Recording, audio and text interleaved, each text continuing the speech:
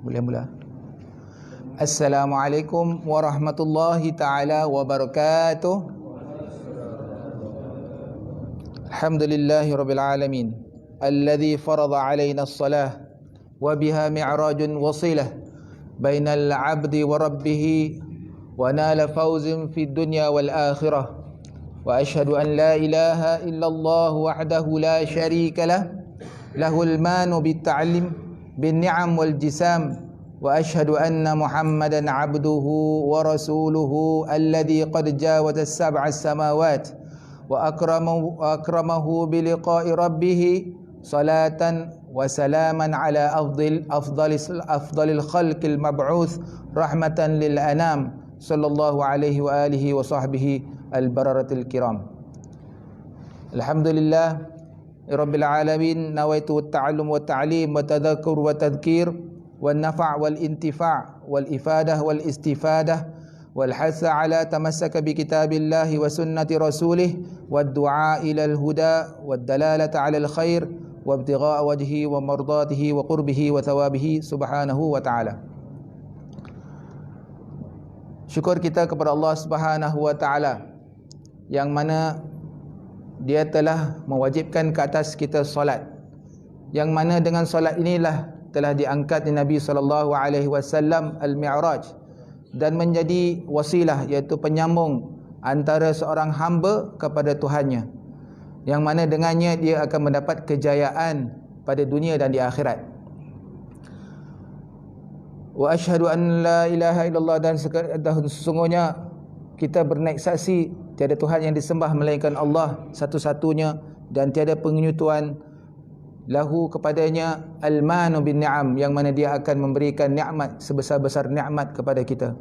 Dan kita bersaksi juga yang bahawasanya Nabi Muhammad sallallahu alaihi wasallam adalah rasulnya, yang mana dengannya, yakni dia ini adalah salat, menyebabkan dia telah diangkat kepada 7 langit ke atas, yang mana dimuliakan beliau dengan perjumpaan dengan Allah Subhanahu wa taala.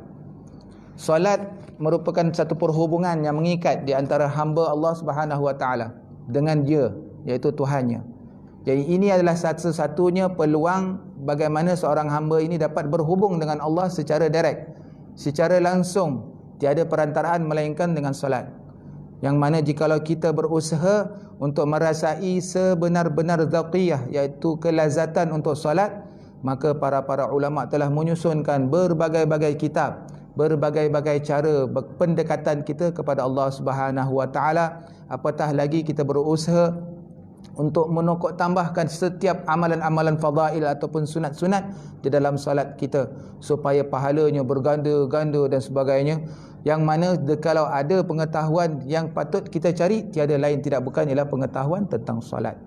Kerana dengan adanya keadaan kita, diri kita ini, yang tidak lain tidak bukan paling afdal kita lakukan di dalam salat adalah apabila kita khusyuk kepada Allah Subhanahu wa taala, dan hanya khusyuk ni terdapat pada salat. Tidak ada yang lebih afdal kita cari adalah kekhusyukan di dalam salat. Jadi ibu tak ada, ada bapa-bapa. Bapa-bapa yang dimuliakan oleh Allah Subhanahu wa taala, saya diminta perbuat pertama kalinya pada malam ini di sini. Alhamdulillah dapat kita bersuai kenal. Nama saya Azlan daripada Desa Manjung Raya, Venice, atas dasar mengikut arahan yang diberikan oleh Ustaz Mazlan kita. Maka saya diminta berkongsi tentang solat, ya, menyingkap rahsia dan hikmah tersirat. Ini adalah satu kitab yang sangat-sangat tinggi. Kalau nak diikutkan bagi saya tak layak, pasal kita ni orang awam ni kata kita semayang bukannya betul sangat lagi, orang kata kan. Jadi tapi asas dasar perkongsian ingin juga saya berkongsi, moga-moga ia memberi manfaat kepada diri saya. Apatah lagi kalau dapat dikongsikan kepada pakcik-pakcik, abang-abang yang dimuliakan oleh Allah Subhanahu wa taala, moga ia akan mendapatkan nikmat yang kita akan meningkatkan lagi mutu solat kita di sisi Allah Subhanahu wa taala. Baik,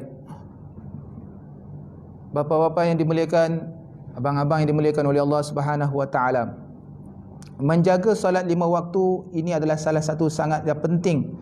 Sangat-sangat penting kerana ia adalah merupakan perkara pertama yang akan dihisap oleh Allah Subhanahu wa taala. Ini rata-rata semua orang tahu tentangnya.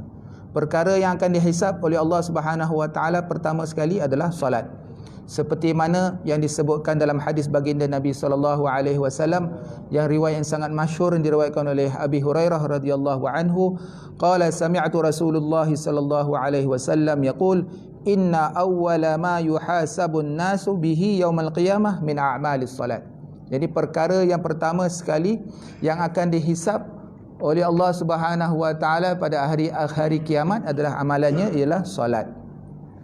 Dan apabila disebutkan salat, maka dalam penyambungan hadis itu agak sedikit panjang, saya terjemahkan lebih kurang. Allah Subhanahu wa taala berkata kepada para malaikatnya, sedangkan dia Maha mengetahui. Allah Subhanahu wa taala berfirman kepada para malaikatnya, kata, lihatlah pada solat hamba-Ku itu, adakah telah sempurna segala solat yang telah dilakukan ataupun ada padanya kekurangan ataupun kecacatan.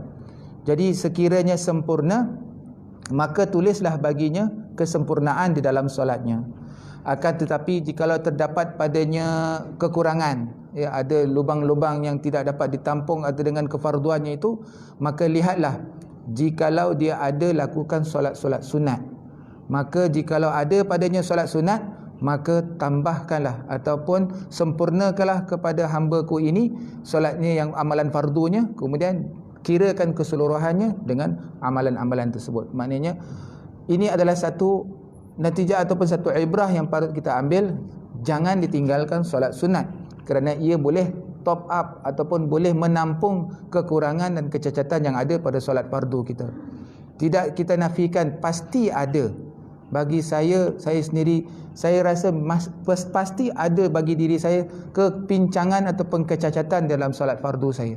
Maka sebab itulah disarankan oleh kita, oleh Rasulullah SAW, para tabi'in, para sahabat dan semua orang-orang ulama salafus salih pun mereka menyarankan kita jangan kita tinggalkan solat-solat sunat. Kerana ini apabila kita melakukan amalan-amalan sunat, solat sunat ini adalah salah satu daripada tanda ketaatan kita kepada Allah Subhanahu wa taala.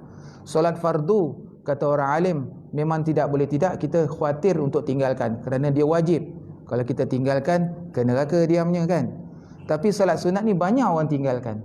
Jadi kalau kita yang selalu beramal dengan solat-solat sunat, ini menunjukkan keimanan kita kepada Allah Subhanahu wa taala. Ia akan meningkatkan taqarrub kita, mendekatkan diri kita kepada Allah Subhanahu wa taala. Jadi ini adalah menunjukkan satu kekuatan bagi diri kita sebagai seorang hamba Allah Subhanahu wa taala yang kuat. Kerana solat adalah tunjang kekuatan Islam. Solat adalah terbinanya Islam dengan solat. Barang siapa meruntuhkan solat ataupun meninggalkan solat, maknanya dia meruntuhkan agama. Masyhur semua orang kita pernah dengar tentang ayat ni. Bagaimana siapa yang menegakkannya, maka seolah-olah dia menegakkan agama. Dan barang siapa yang meninggalkan solat, seolah-olah dia telah meruntuhkan agama.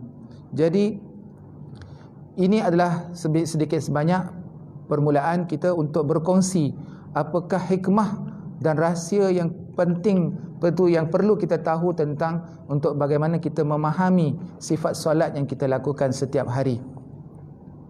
Bismillahirrahmanirrahim.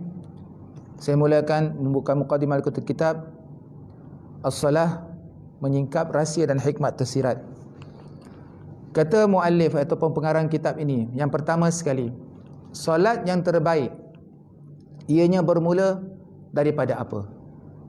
Dimulakan dengan soalan. Solat yang terbaik bermula dengan apa? Baik, kita buka minda kita, bagaimana nak dikategorikan solat kita adalah solat yang terbaik? Kerana setiap perkara yang baik itu mesti ada permulaan. Kata muallif, solat yang terbaik bermula dengan wuduk. Wuduk yang terbaik, maka solatnya akan jadi yang terbaik. Kerana apabila kita memperelokkan wuduk kita, para ulama menyebutkan man ahsanal wudu'a ahsanas salata. Siapa yang memperbaiki wuduknya, maka akan secara automatik terbaiklah solatnya. Barang siapa yang baik solatnya, maka Allah Subhanahu wa taala akan memperbaiki segala urusannya, sama ada urusan agamanya ataupun urusan dunianya. Jadi apabila kita dikatakan menyempurnakan wuduk ini, apakah yang dikatakan tentang wuduk yang sempurna? Apakah maksudnya yang tersirat apabila kita berwuduk? Kerana wuduk, jikalau kita nak katakan kita perlu mengambil wuduk, kesempurnaan wuduk yang terbaik adalah apabila kita melaksanakan adab-adabnya dan setiap sunat-sunat di dalam wuduk tersebut. Banyak yang kita pernah pelajari bagaimana kita nak berwuduk dengan sempurna. Kita berusaha untuk menghadap kiblat. Kita tidak bercakap-cakap, bersembang-sembang dengan orang kiri kanan. Kadang-kadang kita pun terleka, ada sampai orang kawan lama tak jumpa. Mat, bila kau datang? Dah lama tak jumpa, sambil kita basuh muka. Ini semua adab. Adab-adab yang perlu kita fokuskan apabila kita mengambil wuduk. Dan antara wuduk yang terbaik mengikut riwayat dalam hadis Nabi sallallahu alaihi wasallam, wuduk yang terbaik adalah bila kurang penggunaan airnya. Alhamdulillah sekarang ni kita kurang menggunakan air. Kurang menggunakan air di surau ataupun di masjid, kan? Pasal kita dah ambil wuduk siap-siap daripada rumah. Ini adalah satu SOP yang saya amat berbesar hati beramalkannya. Kerana ini adalah salah satu fadilat yang sangat besar. Apabila seseorang itu berwuduk, kan ada satu hadis yang masyhur, bila kita berwuduk daripada rumah, kita datang ke tempat solat, sama ada di masjid ataupun di mana solat fardu didirikan, setiap langkah itu mengampunkan dosa dan setiap langkah itu mengangkat darjat. Maka tak perlu kita merungut tentangnya, kan? Wuduklah siap-siap daripada rumah. Benda itu adalah satu perkara yang amat bagus. Akan tetapi berwuduk dengan kadar secupak mengikut sunnatun Nabi itu belum pernah lagi, kan? Belum pernah lagi kita dapat beramal dengannya. Kadang-kadang kita betul-betul jaga. Pernah dulu bila kami mencubanya, semasa kami belajar dulu mencuba. Cuba. Kadang-kadang dia akan lebih daripada secupak. Mencuba sampai nak dapatkan boleh. Kadang-kadang habis cupak tu ataupun 500 ml. 500 ml sangat sikit, satu botol kecil tu. Kaki tak lepas. Jadi bagaimana Nabi SAW boleh lakukannya? Jadi ini kita kena usaha praktikan supaya kita dapat mengibrah kepada Rasulullah SAW. Dan banyak lagi adab-adab wuduk yang perlu kita lakukan dengan sebaiknya. Wuduk ini bermaksud kita berniat untuk mendapat kesempurnaan di dalam hati kita. Dan ulama mengatakan kesempurnaan wuduk antaranya apabila kita niat di dalam hati kita, kita membasuhkan tubuh badan kita, kita menyucikan hati kita daripada khianat, daripada hasad dengki, daripada sifat marah kepada sahabat kita, kepada diri kita, kepada sesiapa saja yang pernah kita rasa terkilan dengannya, kita buang. Ini adalah sebahagian daripada cara-cara untuk mendapatkan kesempurnaan wuduk. Yang kedua, kata ulama, apabila kita menyucikan tubuh badan kita, niatkan di dalam hati kita, apabila kita membasuh tubuh wajah kita, tangan kita, kita niatkan moga-moga Allah Ta'ala sucikan tubuh badan kita daripada dosa-dosa yang telah lalu. Jikalau kita buka dalam kitab Bidayatul Hidayah, setiap perbuatan wuduk itu ada doanya yang mungkin tak sempat kalau kita nak kisahkan di sini.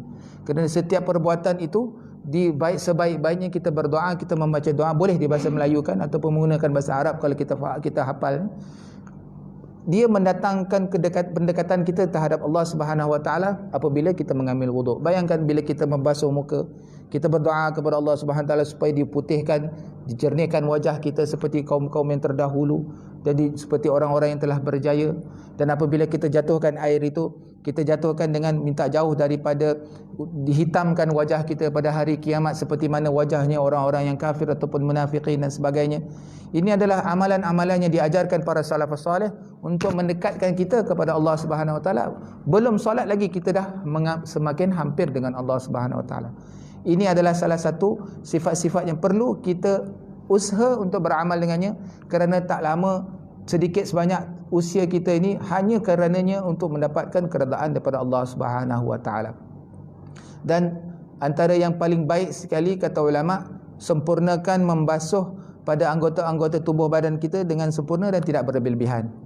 Ini adalah cara yang paling baik.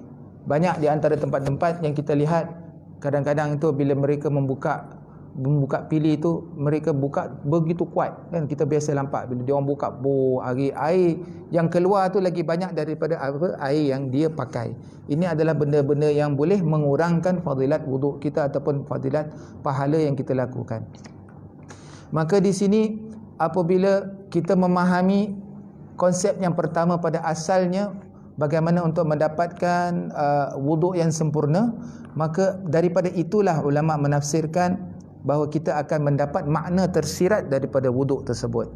Kerana wuduk ini bukan hanya semata-mata kita membasuh anggota yang tertentu, bukanlah semata-mata kita nak ikut tertib dan sebagainya, bukan kerana hanya sekadar nak melepaskan angkat hadas kita. Kenalah kita fahami bahawa wuduk ini secara batiniahnya dia dapat mengangkat, membersihkan hati kita daripada sifat-sifat buruk yang tercela dan menyucikan badan kita daripada dosa. Dalam satu riwayat yang lain, apabila dia mengambil wuduk, setiap dosa-dosanya akan berguguran dengan daripada air wuduk tersebut. Jadi macam mana wuduk yang kita katakan dapat menggugurkan dosa ini? Banyak kita lihat kadang-kadang diri kita sendiri, kadang-kadang kita tergesa-gesa untuk mendatangi solat. Kita tergesa-gesa nak pergi solat dan kita mengambil wuduk pun automatik dia akan jadi tergesa-gesa.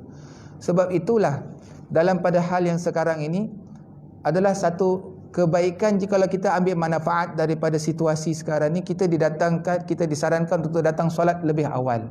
Kan?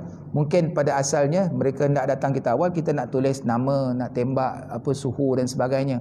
Akan tetapi jikalau kita kaji di segi ilmiahnya, kalau kita datang awal tu, kita datang dalam keadaan aman.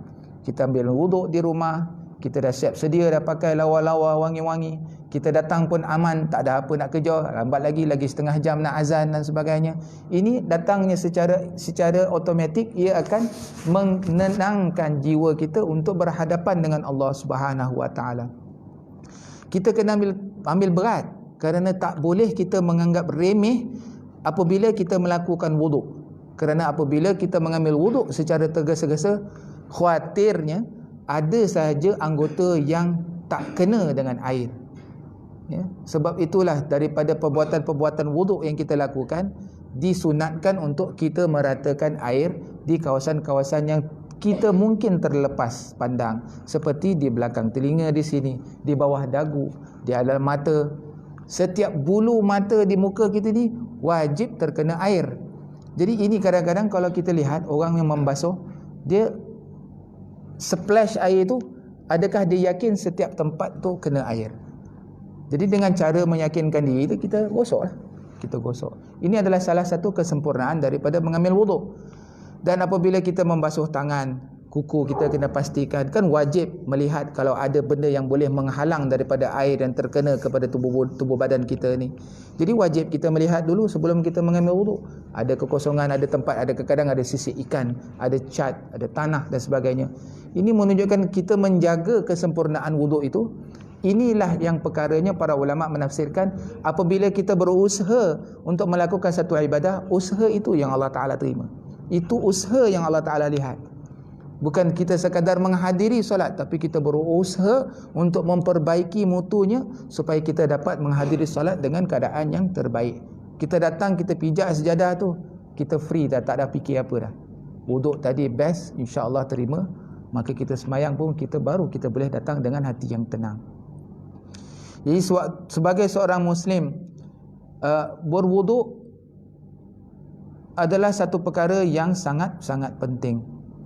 Dalam satu hadis yang diriwayatkan oleh Imam Muslim daripada Abu Hurairah radhiyallahu anhu, seorang Muslim apabila dia berwuduk, dia akan keluar daripada mukanya semua dosa yang dilihat oleh matanya. Ini makna apa yang mata dia pernah lakukan, apabila dia membasuh mukanya, wajahnya, akan keluar daripada matanya dosa-dosa yang dilihat oleh matanya, bersama titisan yang terakhir daripada wuduk yang dititik daripada mukanya. Dan apabila dia membasuh kedua tangannya, maka akan terusirlah semua dosa daripada apa yang telah disentuh oleh tangannya. Pastinya kita hari ini banyak dosa tangan, kan, digabungkan dengan dosa mata. Macam mana dosa tangan tu?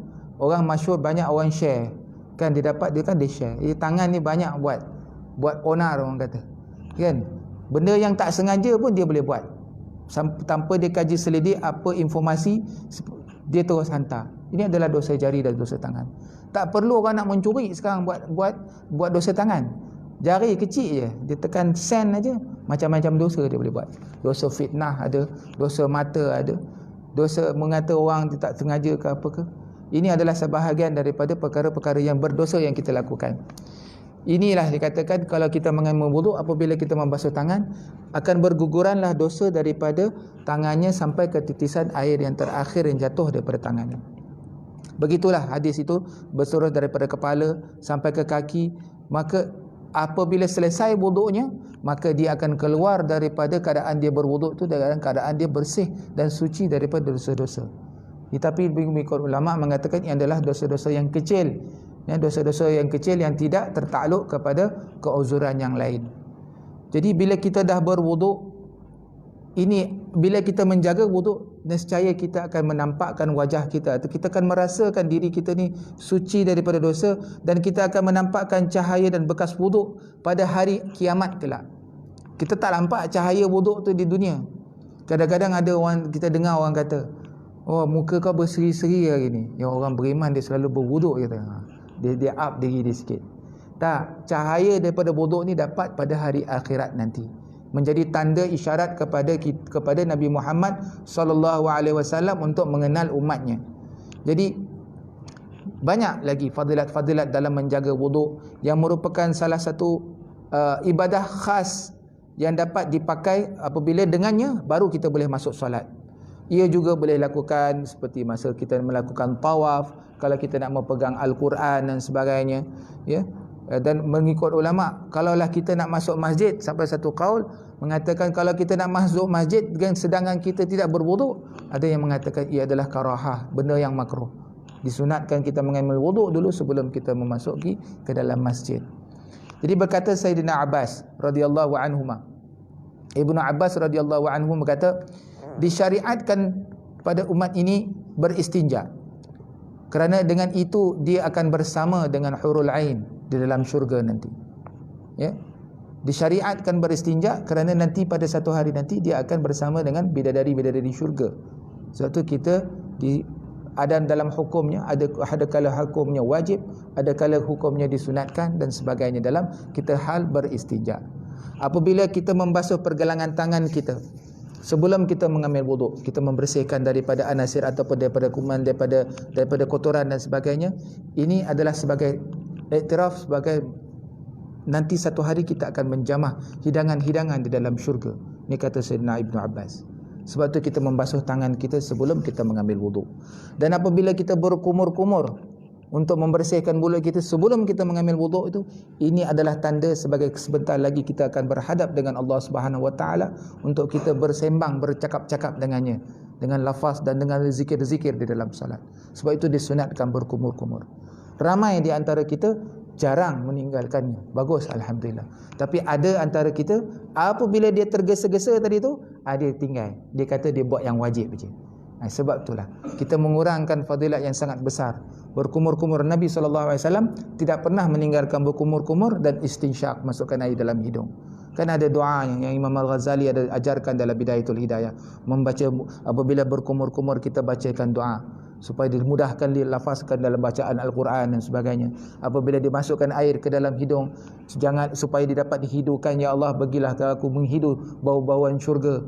Janganlah bila dikeluarkan air, janganlah engkau baukan daripada hidung aku bau api neraka dan sebagainya. Setiap anggota yang kita basuhkan itu ada doanya supaya kita dapat mendekatkan diri kita kepada fi'lil ataupun perbuatan wuduk tersebut.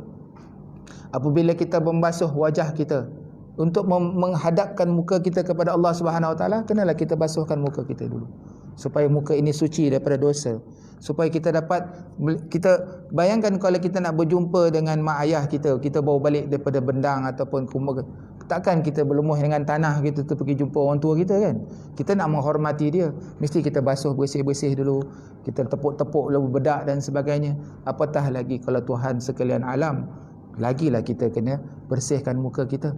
Ya, bukan sekadar mungkin bersihkan luaran je, bersih dengan dosa-dosa sekali. Itulah datang sifat wuduk tersebut. Begitu juga apabila kita membasuh tangan kita, kerana mengikut Ibnu Abbas, tangan ni nanti akan dipakaikan dengan gelang-gelang daripada syurga, perhiasan di dalam syurga. Maka itulah layaknya membasuh tangan itu sehingga ke sampai pertengahan daripada antara lengan ke bahu. Kerana mengikutnya mengikut satu riwayat lain kata pakaian di dalam syurga dia akan sampai sini separuh ni. Dia tak pada lengan panjang, dia pendek aja baju di dalam syurga. Kerana apa? Dia akan bermegah-megah dengan perhiasan di dalam tu. Kulit kita pun nanti akan jadi perhiasan. Belum pakai perhiasan lagi, kulit kita dah cantik. Maka itu adalah satu fi'al. Sebab tu disunatkan mengangkat air ataupun tempat kita membasuh tangan kita itu lebih daripada had asasnya. Asas dulu ni di antara marafiq, tapi kalau kita lebihkan tu dapat extra point dan dapat pahala sunat Nabi SAW. Apabila kita membasuh kepala, ia adalah untuk mengambil ibrah pada satu hari nanti kepala ini akan dipakaikan mahkota daripada iklil ataupun daripada syurga, menjadi satu penghargaan apabila kita masuk ke dalam syurga Allah Subhanahu Wa Taala. Begitu juga dalam membasuh telinga, membasuh kaki, semuanya telinga untuk mendengar kalam Allah, mendengar kalam-kalam Tuhan nanti di dunia apatah lagi di akhirat, dan kaki yang akan menginjak jalan menuju ke syurga Allah Subhanahu Wa Taala. Pasti kita semua nak kembali kepada Allah Subhanahu Wa Taala dalam keadaan yang perfect, dalam keadaan yang terbaik. Takkan kita nak balik kampung akhirat kita dalam keadaan berlemuih. Takkan kita nak balik dengan keadaan malap. Mesti kita nak balik dengan berterang-benderang kan. Kita pun nak disambut seperti VIP.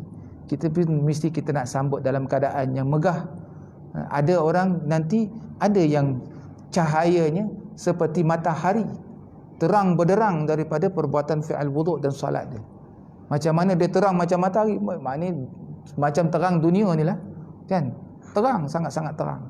Kerana daripada perbuatan-perbuatan ini. Ada itu orang tu dia terang seperti cahaya bulan. Terang juga. Terang bulan purnama terang juga. Tapi tak adalah seterang matahari. Ada juga mereka itu yang akan kembali ke dalam syurga seperti bintang yang berkelip-kelipan. Nampak juga. Tapi tak adalah sebest matahari tadi tu kan. Terang gitu, tak payah pakai spotlight dah. Kita lalu tu bersibak orang nanti tengok siapakah ini. Kerana mereka ini menjaga solatnya. Itu ya, malaikat akan bertanya, kenapa engkau ni hebat sangat? Pasal kami ni, dia akan segorombolan ni, kami dia antara mereka yang menjaga solat. Dia akan cakap. Dia tak ada menipu dah masa tu. Kata kami ni antara mereka yang menjaga solat. Bagaimana dia menjaga solat? Kita kembali kepada wuduk tadi. Dia penting tak wuduk ni? Penting kan? Bayangkan, kita ingatkan kita dah dah masuk semayang apa tu, rupanya ada satu celah jari tak kena air. Fail kan? Ada kadang-kadang tu celah kuku ada macam-macam najis dan sebagainya. Kadang-kadang tu di sebelah bawah janggut ataupun di sebelah hidung, ni selalu jahat ni. Di antara mata sini selalu terlepas. Kalau orang yang tak ada kelopak mata, senang, selesai masalah. Dia rata je kan. Ada orang yang tak ada kelopak mata. Tapi kalau orang yang ada kelopak cengkung ke dalam hati, masukkan, cari. Ada yang di tepi sini, ada orang anak rambut dia ke belakang, ada yang ke depan. Macam mana? Ikut had kebiasaan, telinga dan sebagainya. Ini adalah perkara-perkara yang perlu kita jaga supaya menunjukkan keikhlasan kita melakukan ibadah kepada Allah Subhanahu Wa Taala. Kalau kita tak menjaga ini, khawatirnya mengikut ulama, dia tidak menjaga istinjanya. Kerana itu adalah salah satu punca yang umat Nabi Muhammad sallallahu alaihi wasallam diazab dalam kubur. Istinja adalah salah satu lagi penyakit. Maka apabila dalam keadaan kita suci, berwuduk kita pun cantik, istinja kita pun cantik, maka sembahyang kita Allah Subhanahu Wa Taala akan bantu. Kan tadi masa dalam kata kaul ulama tadi, barang siapa ahsana wudu'i, barang siapa memperbaiki wuduknya, Allah Subhanahu Wa Taala akan menyelesaikan masalah agamanya, iman dia, solat dia dan sebagainya, apatah lagi urusan dunia ni. Maka ini adalah sebahagian daripada makna tersirat yang boleh kita fahami bagaimana untuk kita menjaga wuduk kita sebelum kita mendatangi solat. Baik. Ada masa lagi. Baik. Ni masih wuduk lagi ni, belum masuk solat lagi. Baik. Boleh je? Boleh Saya teruskan lagi boleh? Okey, insya-Allah. Baik. Kata pengarang kitab, kenapa dia khususkan 4 anggota wajib ketika berwuduk? Kalau kita ikutkan daripada segi keutamaannya, ia memang dah ada di dalam Al-Quranul Karim, yang mana perintah Allah Subhanahu Wa Taala, Bismillahirrahmanirrahim, ya ayyuhalladzina amanu idza qumtum ila shalah faqsilu wujuhakum wa aydiyakum ilal marafiq wamsahu bi ru'usikum wa arjulakum ilal ka'bain. 4 anggota saja diwajibkan yang disebut dalam Al-Quran. Maksudnya, wahai orang-orang yang beriman, apabila kamu hendak mengerjakan solat, maka basuhlah muka kamu, tangan kamu sampai siku, sapulah kepala kamu, dan basuhlah kaki kamu sampai kedua mata kaki. Ya, masyhur ayat surah Al-Maidah, memang kalau setiap kali kita nak ambil wuduk, itu jelas yang wajib. Mengikut ulama menafsirkan ayat ini dan beberapa kisah-kisah yang didapat dinukil dalam kisah-kisah terdahulu, maksud tersirat antara lainnya kenapa 4 anggota ini, mengikut satu riwayat katanya ketika waktu di syurga, Nabi Adam alaihissalam apabila ia mendekati pohon syurga yang dilarang untuk mengambilnya, maka apabila dia mendekati itu, yataqabbal bil wajhi, dia mendatangi dengan mukanya. Pasal buah tu di atas. Apabila dia melihat dengan mukanya, maka itulah menyebabkan muka ini harus dibasuh, kerana dia telah melakukan satu perkara yang tak sepatut dilakukan. Lalu apabila dia mengambil buah itu dengan tangannya, maka sebab itulah dia basuh, kena basuh tangannya. Dan apabila dia selesai, dia jalan kaki itu, dia dah selesai, dia keluar, dia jalan daripada pokok itu, dan apabila dia dah makan dan dia menyesali, dia letak tangan di atas kepala dia. Gitu, ikut dalam satu kisah, dalam satu tafsir, kerana dia menyesali kerana dia mengambil buah yang dilarang. Maka ini mengikut Syekh Abdul Rahman Al-Malibari mengatakan ini adalah salah ibrah yang diambil kenapa 4 anggota ini diwajibkan untuk dibasuh. Maka inilah sebab itu diperintahkan agar 4 anggota itu dibasuh bagi menghapuskan dosa-dosa kita sebelum kita menghadap Allah Subhanahu wa taala Rabbul Jalil, sebelum kita mendatangi solat. Dan antara hikmah yang lain juga dikatakan 4 anggota tersebut adalah khusus kepada umat Rasulullah sallallahu alaihi wasallam, kerana ianya akan dapat membezakan kita dengan umat-umat yang lain. Ini jelas dalam satu hadis yang masyhur daripada Sayyidina Abu Hurairah juga, apabila dia melewati satu kubur, bila Rasulullah sallallahu alaihi wasallam dia melewati satu kubur dan dia memberi salam kepada kubur tu, Assalamualaikum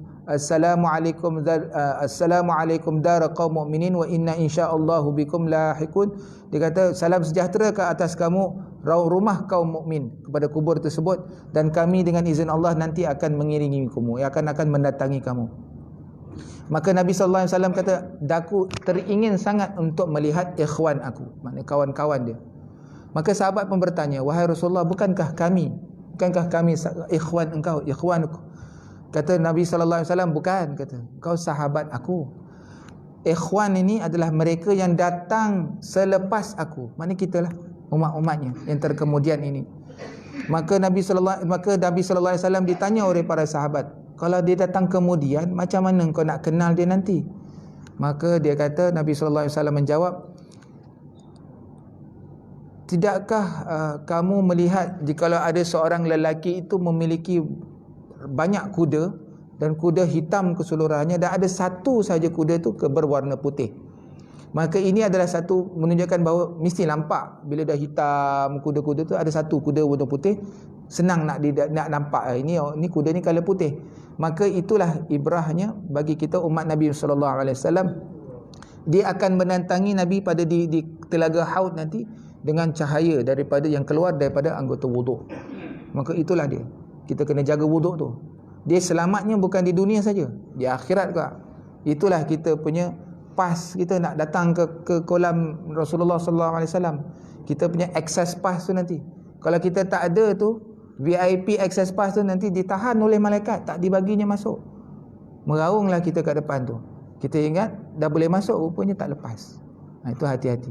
Jadi kita kena jaga betul-betul wuduk kita, sekarang ia banyak isyarat-isyarat yang lain yang sepatutnya kita ambil iktibar daripadanya, kerana jikalau kita macam tadi kita sebutkan, kalau kita tidak menjaga wuduk, maka akan terabailah solat kita.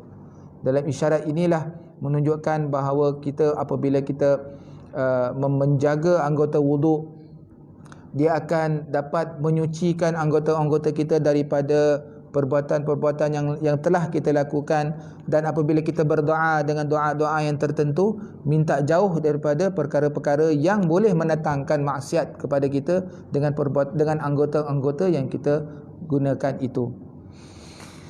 Baik. Antara faedah berwuduk. 9 minit ya, insya-Allah. Kita ambil satu dari poin sini. Sini azan berhenti Azan terberhenti Baik, insya-Allah. Satu saja, kita ambil satu hadis Nabi sallallahu alaihi wasallam antara faedahnya berwuduk. Wa an Umar bin Al-Khattab radhiyallahu anhu qala Rasulullah sallallahu alaihi wasallam man tawadda'a fa ahsana al-wudu'a thumma qala ashhadu an la ilaha illallah wahdahu la syarika lah wa ashhadu anna Muhammadan abduhu wa rasuluh Allahumma ja'alni minat tawabin wa ja'alni minal mutatahhirin wa ja'alni min ibadika salihin futihat lahu thamaniyatu abwabil jannah yadkhulu min ayyiha sya'. Riwayat daripada Sunan At-Tirmizi. Daripada Sayyidina Umar bin Al-Khattab radhiyallahu anhu, daripada baginda Nabi sallallahu alaihi wasallam bersabda, tidaklah seorang daripada kalian apabila dia berwuduk lalu menyempurnakan wuduk tersebut, kemudian dia berdoa. Doa yang dibacakan tadi itu yang kita masyhur, kita semua seharusnya kita hafal, yang bahawa kita bersaksi yang tiada Tuhan yang layak disembah melainkan Allah dan tiada sekutu baginya, dan Nabi Muhammad sallallahu alaihi wasallam adalah hamba dan pesuruhnya. Dan kita berdoa kepada Allah, ya Allah, jadikanlah aku daripada kalangan orang-orang yang senantiasa bertaubat, dan jadikan kami ini ataupun aku ini daripada kalangan yang senantiasa bersuci, dan jadikanlah aku daripada kalangan orang-orang yang soleh, hamba-hambamu yang soleh. Kata Nabi sallallahu alaihi wasallam, kalau dia baca doa ini akan dibukakan 8 pintu syurga kepadanya, mana dia boleh masuk mana-mana satu. Bayang, wuduk aja, belum semayang lagi. Seronok tak? Kita ambil wuduk tu sepatut happy tu, kan? Patut kita bersemangat, kita nak ambil wuduk. Kita dah dapat syurga dah sebelum kita semayang. Akan tetapi dalam hadis ini mengatakan sempurnakan wuduknya kemudian dia berdoa. Sempurnakan wuduknya kemudian dia berdoa. Ada yang bertanya, bagaimana yang wuduk yang main selamnya tu? Wallahu a'lam. Allah sahaja dapat menilainya.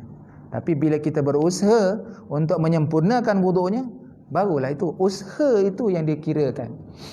Wuduknya itu disempurnakan dengan usaha dia. Berusaha untuk menyempurnakan wuduk dengan anggotanya, dengan basahannya, dengan tempat-tempat yang sepatut dia sunatkan dibuat dia 3 kali, yang mana dia 3 kali di 3 kalikan, mana yang diratakan, mana yang harus dia terdelik dan sebagainya.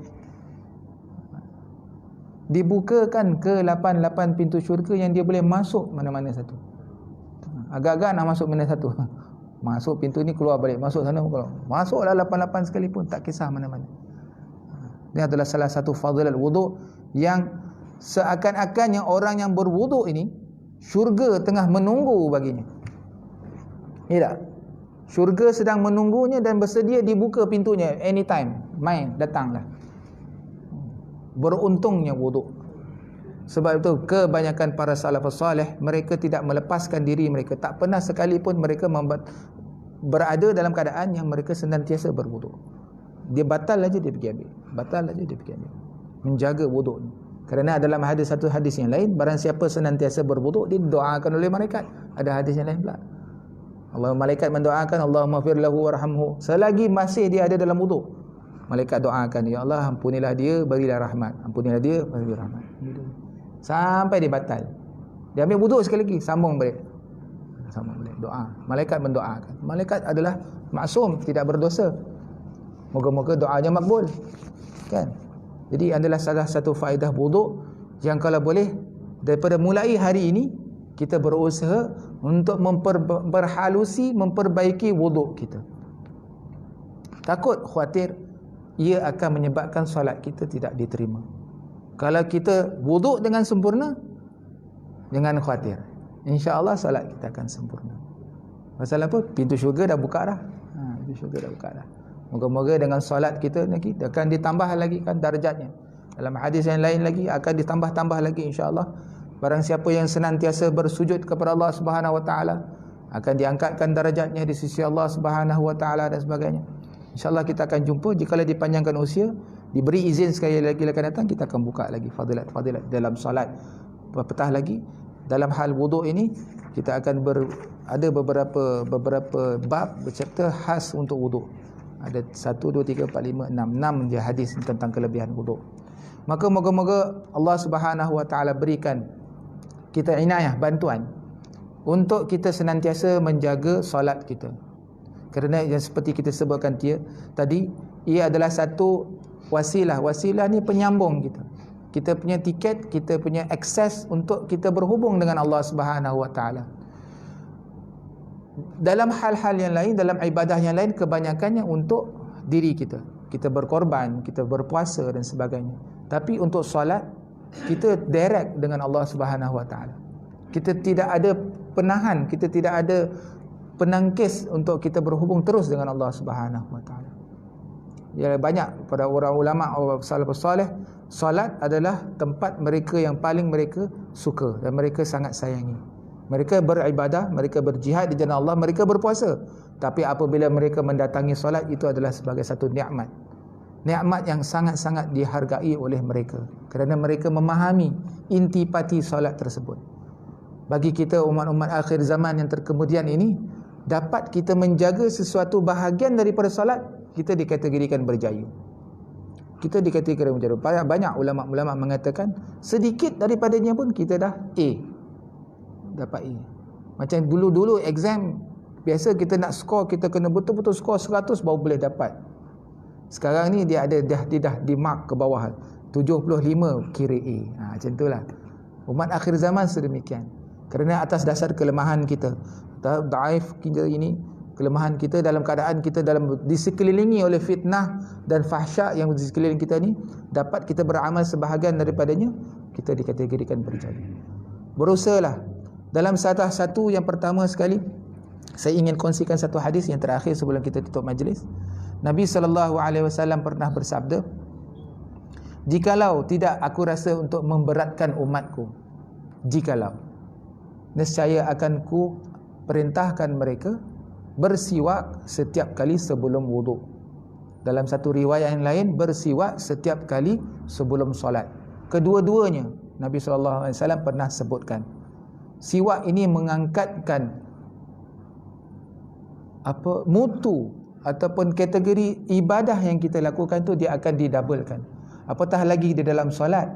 Dalam satu riwayat, dia menggandakan 70 kali ganda rakaat yang kita lakukan.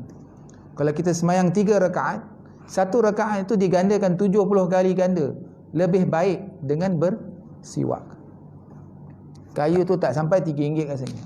Kayu Arab kan ada dijual panjang-panjang gitu. Ukur ikut kesesuaian, kita kerat. Usahakan diri kita untuk meningkatkan mutu kita.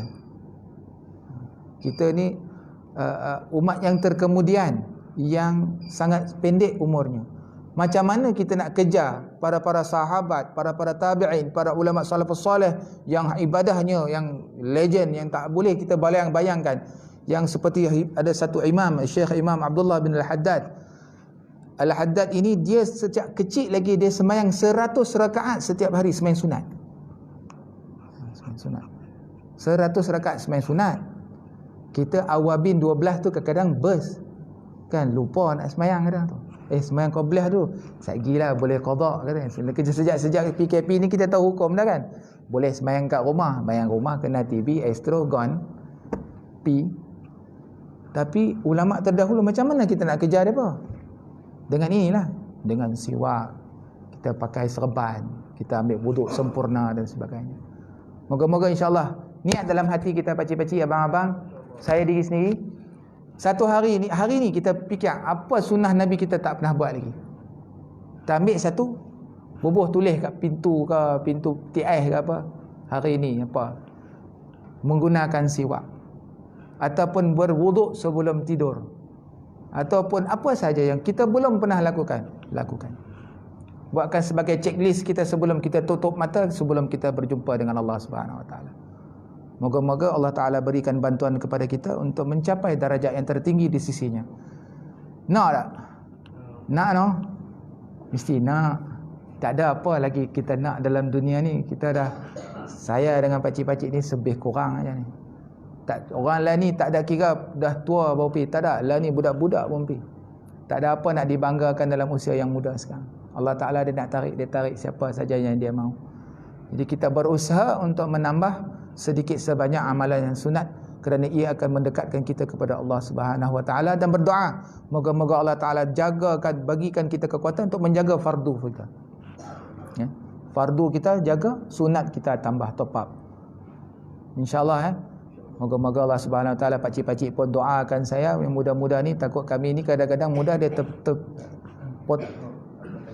kitab ni hikmah, menyingkap rahsia hikmah solat. Menyingkap rahsia dan hikmah tersirat.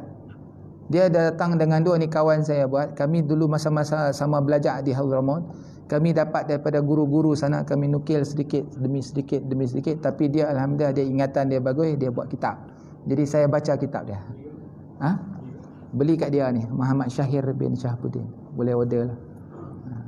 Kalau nak photostat, rasanya dia pun tak marah. Nah, beri ni berapa, RM30 mahal. Nipis kan. Jadi moga-moga Allah Ta'ala berikan kekuatan. Saya beli daripada kawan saya KL. Order daripada dia, dia hantar. Saya tak tahu, mungkin ada, kena cari. Kalau nak boleh saya tanyakan, kalau ada kat sini. Nanti saya tanya Amin boleh. Kenal ni guru saya. Guru bab ni lah, bab recording dia pandai, saya tak kerti. Guru juga, kita belajar setiap perkara, setiap benda yang baru kita belajar daripada orang lain. InsyaAllah Bismillahirrahmanirrahim. Alhamdulillahirabbil alamin, wassalatu wassalamu ala asyrafil anbiya'i wal mursalin sayyidina Muhammadin khataman nabiyyin wa ala alihi washabihi ajma'in. Allahumma inna nastahfizuka wa nastaudi'uka adyanana wa anfusana wa ahlana wa amwalana wa kulli syai'in a'taitana. Allahumma ij'alna wa iyyahum fi kanafika wa amanika wa 'iyadika min kulli syaitanin marid wa jabbarin 'anid wa dhi 'ainin wa dhi baghyin wa dhi hasadin min syarri kulli dhi syarr innaka 'ala kulli syai'in qadir.